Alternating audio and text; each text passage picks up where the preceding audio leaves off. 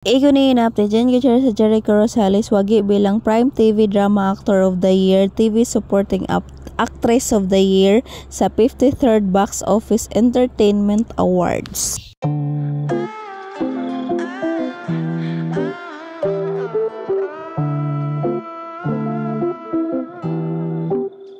Alright, what's up guys? Welcome back po muli sa aking YouTube channel. So for today's video update, ikunin update. Good morning sa lahat guys.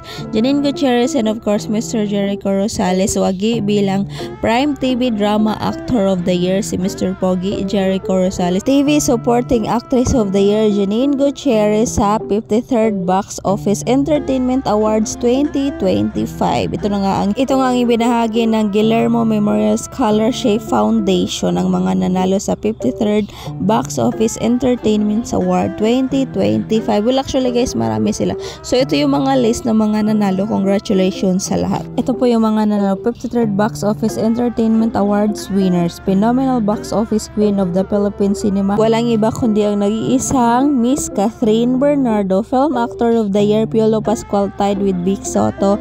Primetime TV Drama Actor of the Year Jericho Rosales. Primetime TV Drama Actress of the Year pasok sa Miss Jody Santa Maria. Prince of Philippine Entertainment Donnie Pangilinan. Princess of Philippine Entertainment Belle Mariano. Movie Supporting Actor of the Year Joros Gamboa tied with Roro Madrid.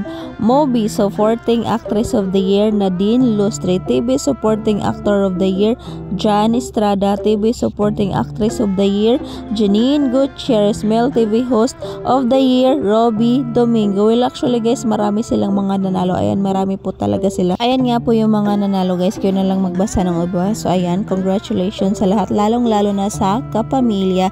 Then guys, yung awarding will be on June 28 at ito nga po ang ibinahagi ng Certified Kapamilya Personalities and Shows won at the 53rd Box Office Entertainment Awards, which will be held on June 28 at the CPR Auditorium, RCBC Plaza in Makati. Congratulations kapamilya. So abangan natin ang ikunin ngayong June 28. So lang guys, ingat, love lot.